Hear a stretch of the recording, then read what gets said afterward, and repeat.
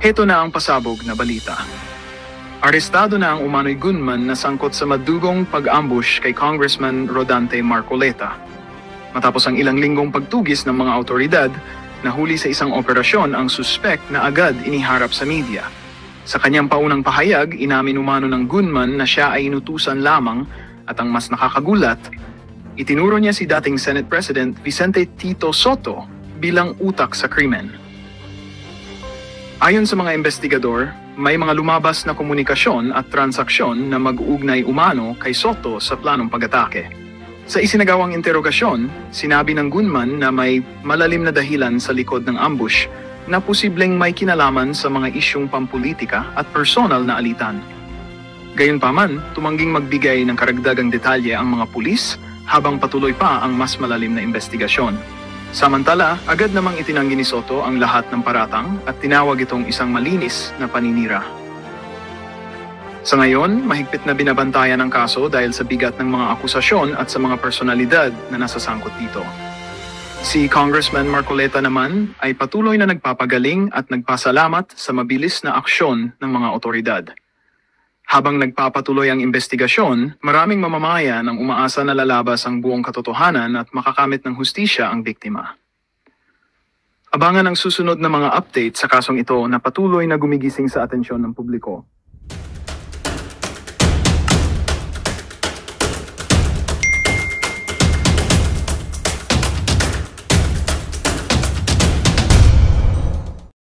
Bansa, ito ay 62% ng debt to GDP ratio. Of the more than 4 trillion borrowed under the Marcos administration, can we account where it largely went? And is a 62% debt to GDP ratio still within what can be considered healthy? Ito po ay ginamit sa mga growth-enhancing investments tulad ng infrastructure, education, agriculture, health, at social services. Ang naiutang daw po mga kareaksyon ng Pilipinas ay nagamit sa infrastructure. Anong infrastructure ang ginawa, Clariling? Claire, anong infrastructure? Yung mga ghost projects? Yung mga nagigibang mga tulay?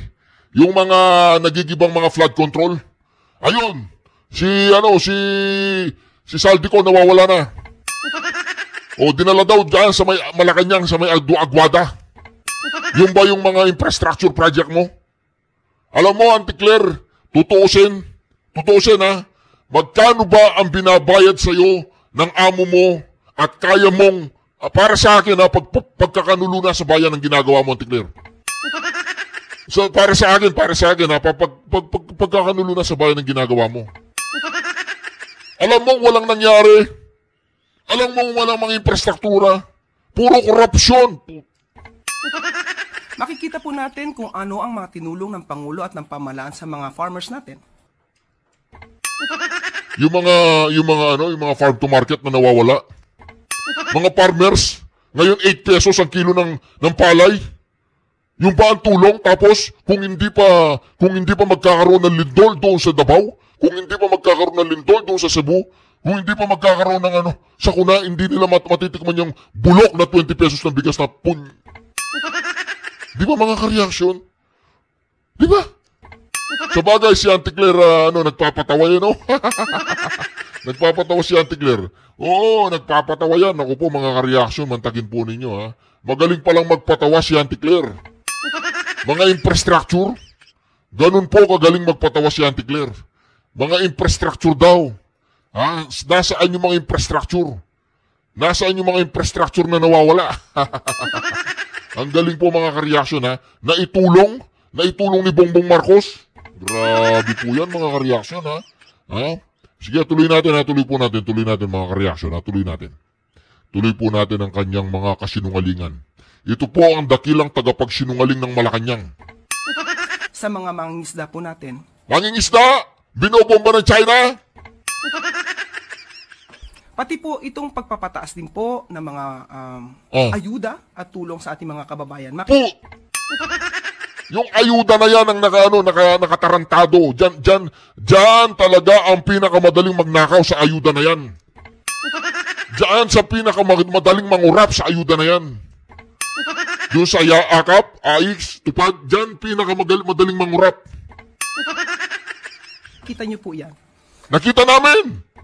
Kaya nagtatago na si Saldi ko, nakita namin, gago ka ba? Oy, Tikler, gago ka ba? Malala na ba yun talaga yung pag-iisip na? Tanong lang. Mayroon ka bang sakit sa pag-iisip? Tanong lang. Sira na ba talaga ang kukote mo, Claire? Sira na ulo mo? Tanong lang. At ito po ayon sa ating DOF, Department of Finance, ay sustainable. Nasa sustainable level po tayo.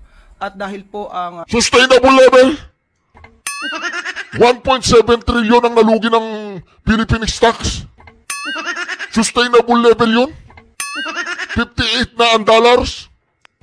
Wala nang mga investor na nagtitiwala dito sa Pilipinas except sa Davao. Pumupunta sila sa Davao. Pero dito sa Pilipinas, naku. Ibang bansa ba yung Davao? Ba't yung Davao pinupuntahan nila?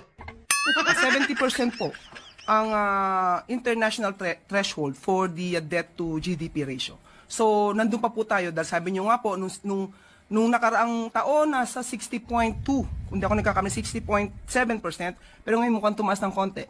62%. But still, nandun pa rin po tayo sa range. It's supposed to be below 70%. And can you tell us kung ano pong targets in the next 3 years of the administration? Kasi po, sa unang sona ng Pangulo, if I may... Pinutol na dun eh. Pinutol na eh. Mga kareaksyon. Grabe po talaga ang nangyayari dito sa ating bayan. Kaya hindi ako magtataka kung itong si Bongbong Marcos isang araw, naka-helicopter na rin tinangay ng CIA. Hindi ako magtataka dyan. Alam po ba ninyo, napakahirap ng kalagayan ng mga pinklawan tsaka dilawang umaalingasaw na dati magnanakaw si Marcos. Pero ngayon, okay lang, meron silang presidente magnanakaw. Basta po lang si Sara Duterte ang umupo. Titiisin nila ang pagnanakaw. Okay lang ngayon, okay lang si Marcos. Wag lang si Sara. Diba? Kaya yung mga pinklawan, dilawan, kapag nagwelga sila, yung mga trillion na peso march na yan, sinong pumopondo dyan sa trillion peso march na yan? Sinong pumopondo dyan? Paki-comment nga po sa comment section, sinong pumopondo sa kanila? Mga CIA ba mga pumopondo sa kanila? Hindi ko alam. Tanong lang yan. Yung mga trillion pesos march na yan, hindi naman anti-Bongbong Marcos yan eh. Sinasabi nila anti-corruption sila, pero okay lang si Bongbong Marcos ang nakaupo. Okay lang. Anong pinaglalaban ng mga pinklawan-dilawan kaya napakahirap po ngayon na maging pinklawan? Dahil ang pinklawan-dilawan ng mga putang inang yan, kumakain ng tae nila. Kumakain na suka nila. Mga putang ina kayo, mga pinklawan-dilawan kayo, kumakain kayo ng tae at suka ninyo. Ngayon, okay lang sa inyo si Bongbong Marcos ang nakaupo. Kahit alam nyo magnanakaw. Okay lang, basta't wala si Sara Duterte, ganoon. Okay lang sa inyo. Dati ang sabi ninyo, magnanakaw, never again. Ngayon, mga punyeta kayo, kain suka kayo, kain tae pa kayo, nakakahiya kayo. Hindi talaga kayo mananalo sa mga Duterte kahit anong gawin ninyo. Kahit magpakamatay pa kayo, hindi kayo mananalo sa mga Duterte. Kasi wala kayong prinsipyo. Pera kayo, mukha kayong mga pera. Mukha kayong mga pera, nakakatawa kayo mga pinklawan, dilawan. Kunyari makabansa kayo, hindi makabayad. Puro mukha kayong mga pera. Kahit na manakawan ng mga trilyon dito sa ating bayan, lantaran ng pagnanakaw, trilyon, okay lang sa inyo si Romualdez. Okay lang sa inyo si Marcos. Di ba? Okay lang sa kanila. Sa mga pinklawan-dilawan, anong pinaglalaban ninyo yung trilyon pesos march sa kapunyataan na yan? Kaputang inang trilyon pesos march na yan. Pasensya na po kayo ha. Nagmumura ako ngayon. Yan ang mura ko kung nagmumura pa ako. Kaya lang hindi na ako nagmumura eh. Ganyan kung mumurahin ang mga pinklawan-dilawan na yan kung nagmumura pa ako. Pero hindi ko na nga sila mumurahin kasi masama ang magmura. Huwag po kayong magmura, masama yan. Ganun ko silang mumurahin kung nagmumura pa ako. Kaya lang hindi na nga ako nagmumura. Di ba mga ka-reaction? Nakakaawa yung mga pinklawan-dilawan na yan. Mga wala silang prinsipyo, wala na. Kaya hindi kayo mananalo sa eleksyon. Sinong kandidatong ilalaban ninyo kay Sara Duterte? Si Risa. Si Risa. yung inaalagaan ng mga CIA, ganon. Di ba mga ka-reaction? Di ba? Magigising din ang taong bayan. Yung trillion pesos march yung yan, wala nang pupunta dyan. Yung trillion pesos march na yan, malalaman ng taong bayan na kayo ay mga pakawala ni Bongbong Marcos. Pakawala ng mga CIA. Di ba mga ka-reaction? Huli na. Huli na. Kontrolado na tayo ng mga CIA. Kontrolado ang mga pinklawan-dilawan na yan ng mga CIA. Grabe mga ka-reaction. Yung takin mo yan, kontrolado tayo ng ibang bansa. Di ba? Nakakadiri yan. Para lamang hindi matanggal si Bongbong Marcos, nakipagkasundo ka ba sa demonyo? Kay Donald Trump, nakipagkasundo ka ba, Bongbong Marcos? Basta wag ka lang matanggal, aayaan mo lamunin tayo ng mga ibang bansa. Tangin lang yan. Yung mga trillion pesos, wag kayong pumunta dyan sa mga trillion pesos march na yan. Mga ano yan, mga bulok ang mga prinsipyo ng mga yan. Noong panahon ng eleksyon, kain tayo yan, kain suka pa. Diba mga ka-reaction, nakakadiri kayo bilang mga Pilipino. Sobrang nakakadiri kayo. Nagka-problema pala dyan daw sa ICI hearing dyan, ha? Sa Independent Commission on Infrastructure, ha? Nung pinakahuli nung isang araw, di ba, na binalita din natin. Ito ay kung paniniwalaan natin, at ito ay siguro ay, siner na pala ng napakaraming tao. Kung paniniwalaan natin ang post ng isang kolumnista, nagwala daw, Jen. Nagwala si Senador Mark Villar sa hearing ng Independent Commission on Infrastructure. Si Senador Villar kasi, sekretary ng DPWH. Tama, noong panahon niya, noong nakarang administrasyon. Duterte. At binalita nga, siya at ang pinakahuling may patawag ng ICI. Ay, nagwawala daw dyan. Hindi, ang alam ko si Mark Villar, tahimik lang. Tahimik lang. Di ba? Ayaw daw paawat. At ipinatawag na yung security at pinalabas siya. Dahil sa pagwawala. Parang wala ata sa katauhan ni Senador Mark Villar yung bagay Out na of character. Parang hindi ato. Tahimik yan eh. Tapos sasabihin, nagwala. Ito ang sabi ng ICI ngayon. This is not true. The proceedings were orderly, similar to other hearings conducted by the ICI. So hindi totoo yung sinabi sa column? Hindi. Ayon kay Attorney Brian Osaka, ICI Executive Director. Baka nga naman hindi totoo yan. Sino ba yung nagsabi na... Si Ramon Tulpo. Siya naglabas ng column na nagwala daw si Mark Villar. Nag-post siya. Ang sabi ng ICI, hindi yan totoo. Hindi siya nagwala. At humantong paro sa tumawag ng guard at pinalabas. So paano natin malalaman kung sino nagsasabi ng totoo? Si Ramon Tulpo o yung tagapagsalita ng ICI? Si Osaka. Hindi natin malalaman, Sen, Jen. Kasi hindi naman natin nakita. Hindi naman natin napanood. Hindi ka tulad sa Senate. Palihim kasi. Yun ang disadvantage. Disadvantage nga. Tama kayo, Sen.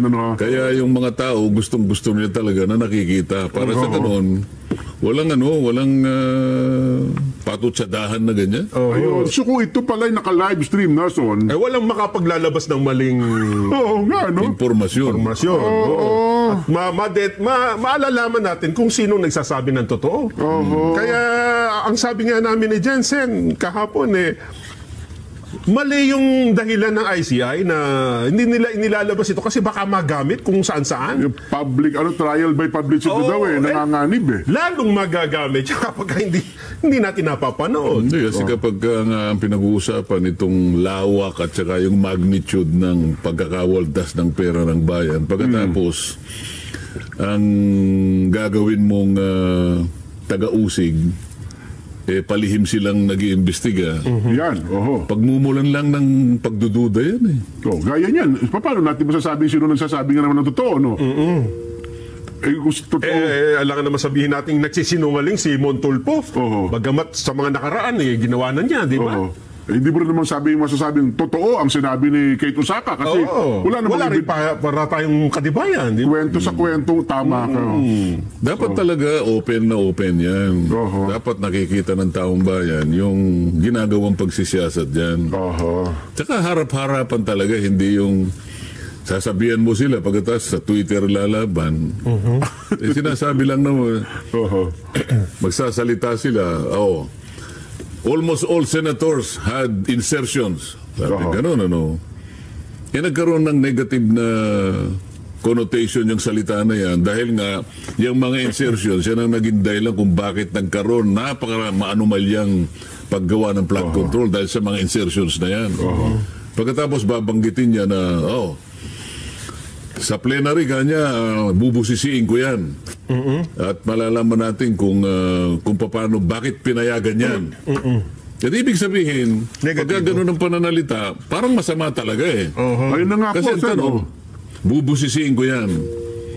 At kailangan malaman natin bakit yan pinayagan. Ibig sabihin, hindi dapat mangyari yan. Di ba mga kareaksyon? Yung sinasabi po natin yan. Dahil nga dito sa ICI, hindi po natin alam, baka nagwala nga si Mark Villar, yan o. Dahil dito sa ginagawa po ng ICI na hindi nila pinapalabas ang investigasyon, hindi po tama yan mga kareaksyon. Kailangan malaman ng taong bayan kung anong ginagawa ng ICI, kung sinong pinagtatakpan. Kaya nga dito mga kareaksyon, nakita po natin ha, hindi natin alam kung nagwala talaga si Mark Villar o hindi nagwala. Hindi po pinapalabas mga kareaksyon di ba? May isa pang problema. Kasi, alam mo, itinigil ang Blue Ribbon, ang ICI ay ayaw namang i-open. So, ang mga tao ay maghahanap talaga ng... hindi ba? Maghahanap ng sagot sa mga katanungang nabubuo sa Bakit naman, bakit mo sila sisisihin na... maghahanap talaga yan? Hindi ba nung inopen ko nga yung kauna-unahan, sa dami na nag-text sa akin, dahil nakita nga talaga yung... kung napakaraming perang nasa laula na talagang pandarambong talaga. Ilan ba yung nag-text sa akin na sumuusok yung aking cellphone? Sinabi ko nga doon sa biyayar na nakaharap Nabuti na lang nandito ka, sabi ko. Paano ko sasagutin ito? Sabi ko sa kanya. Ang sabi nila sa akin, Senator, yan po pala ng aming buwis na binabayad, dyan lang po pala napupunta. Alam po ba ninyo na dugo at pawis, pati sipon po kanya. Naku po, naghalo-halo na. Talaga pong sa kagustuhan lang namin makatulong sa gobyerno, talagang kami po yung nagbabayad talaga. Diyan lang pala ginagamit ang buwis namin. Pwede po bang ilaban nyo kami? Kahit na itong next year, wag na muna po kaming magbayad. Pwede po ba? Nako. Mabigat po yun. Tapos sabi nung biyayar, Commissioner Lumagi. Tama naman po sila, sir. Sabi niya, hindi ko po sila masisisi. Hindi ko naman ako kinukuha yung opinion mo. Ang sinasabi ko, anong isasagot ko sa kanila? Tulungan mo ako sumagot. Pwede ba wag na silang magbayad next year? Sapagkat nakikita nila kung saan lang napupunta ang buwis na kanilang... Mabigat po yun. Ba't di ka ako sumagot? Babagsak ang gobyerno pag ako nagbayad ng buwis. Hindi, sumagot. Wala kang may sasagot. Wala po. Ikaw ka ako, DPWH. Wala rin po. Sabi ko, sige ako nagsasagot. Ayan. Sabi ko, wag ninyong gagawin. Yan, tama kayo. Kasi po, pagka ganyan po yung ginawa nyo, lalo po tayong babagsak bilang isang bansa. Ako na po nakikiusap sa inyo. Kaya nga po nandito kami para ayusin natin ito, usigin natin ang dapat na usigin, maibalik po yung pera talaga na nawala. Pero wag po ninyong gagawin.